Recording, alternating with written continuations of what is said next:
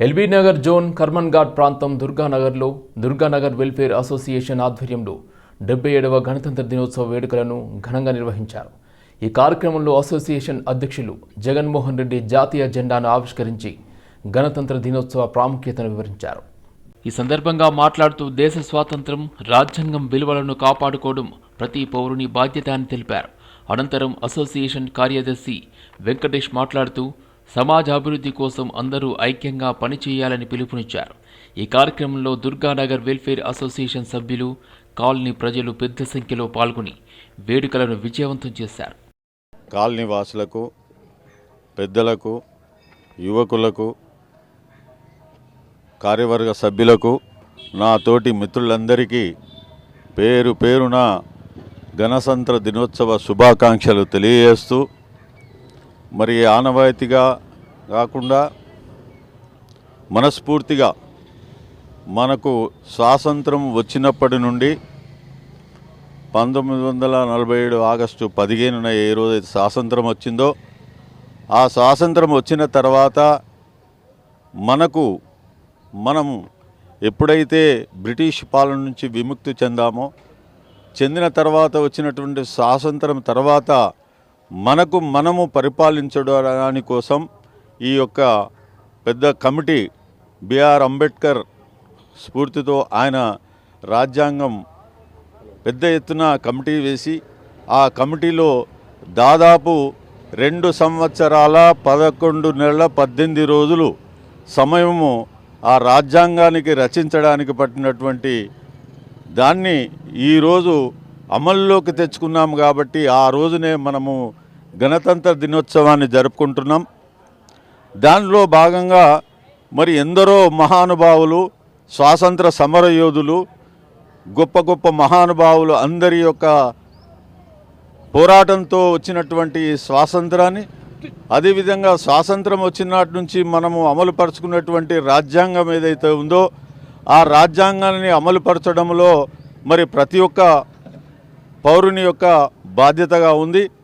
అదేవిధంగా మరి రాజ్యాంగము, పరిపాలన మనమంతా కూడా చూస్తున్నాం. కానీ ఏదైతే రాజ్యాంగంలో పొందుపరుచినటువంటి బాధ్యతలు, హక్కులు, తర్వాత చట్టాలను రూపొందించడం జరిగింది. ప్రతి వ్యక్తి కూడా ఈ సమాజంలో బాధ్యతలు అనేటువంటివి గుర్తు చేసుకుంటూ ఉంటాడు. మరి బాధ్యతలతో పాటు మనము మన హక్కులను, తర్వాత మన చట్టాలను కూడా మర్చిపోవద్దు అనేటువంటిది ఈ రాజ్యాంగం యొక్క స్ఫూర్తి. ఎవరికైనా మన బాధ్యత ఏంది, మన దేశంలో ఉన్నటువంటి ప్రతి పౌరునికి మనము ఏదైతే ఇబ్బంది కలగకుండా, అసౌకర్యాన్ని కలిగించకుండా మన యొక్క బాధ్యతను నెరవేర్చాలి. హక్కులతో పాటుగా మనకు రావాల్సినటువంటి హక్కులు కానీ ఒక సక్రమమైనటువంటి మార్గంలో ఆ హక్కులను మనం పొందాలి, ఆ హక్కులను మనము పరిరక్షించుకోవాలి. ఇవన్నీ కూడా ఏదైతే బాధ్యతలు, హక్కులు కూడా మనం సరి అయినటువంటి రీతిలో మనము అమలుపరచకపోతే మనకు చట్టాలు కూడా రూపొందించారు దానికి. ఇవన్నిటినీ మనము దృష్టి పెట్టుకొని మరి భేదంగా, తారతమ్యాలు లేకుండా, కుల మతాలు లేకుండా ప్రతి ఒక్కరికి కూడా సమానమైనటువంటి అవకాశాలు కల్పించింది రాజ్యాంగం. కాబట్టి దాన్ని దృష్టిలో ఉంచుకొని మనమంతా కూడా మెలగాలి. మనకు గుర్తుంటుంది, అందరం కూడా చదువుకున్నటువంటి వాళ్ళం. గతంలో బాల్యంలో మనమంతా కూడా పాఠశాలలో ఏం చేస్తాం, ప్రతిజ్ఞ చేస్తాం. గుర్తుంటుంది అందరు కూడా. ప్రతిజ్ఞ అనేటువంటిది ఏంది, మనమంతా భారతీయులము, మన దేశాన్ని మనం గౌరవించుకోవాలి, తోటివారిని గౌరవించుకోవాలి. ఇవన్నీ కూడా మన రాజ్యాంగంలో ఉన్నట్టు పొందుపరిచినటువంటి ఏదైతే ఆ ప్రతిజ్ఞను ప్రతి ఒక్కరు మనం గుర్తుపెట్టుకోవాలి. మర్చిపోకుండా ఒకరికొకరు సహకారం అందించుకుంటూ మన ప్రాంత అభివృద్ధి, మన యొక్క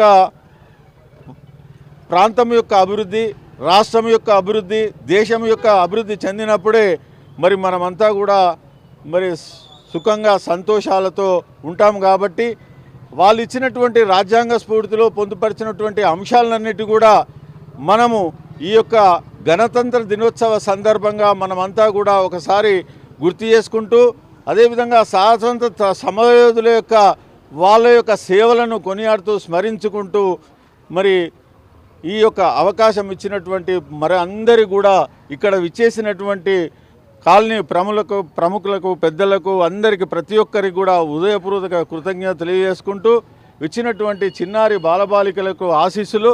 అదేవిధంగా మరి అనుకోకుండా వచ్చినటువంటి సిటీ కేబుల్ ఏదైతుందో వారికి కూడా ప్రత్యేకంగా ఈ యొక్క కార్యక్రమం బంకించంద్ర చటర్జీ అనే ఒక బెంగాల్ రచయిత 1785లో భారతమాతను ఒక కాళీమాతగా ఊహించి ఒక గేయం రాశాడు. వందే మాతరం గేయం రాశాడు.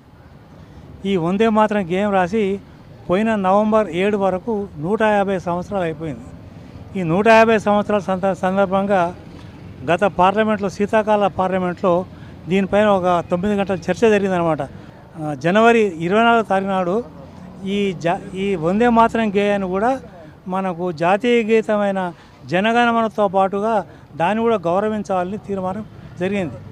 కానీ దురదృష్టం ఏంటంటే దాన్ని గౌరవించని వాళ్ళు ఈరోజు మన సమాజంలో ఉండడం మనకు చాలా బాధాకరమైన విషయం.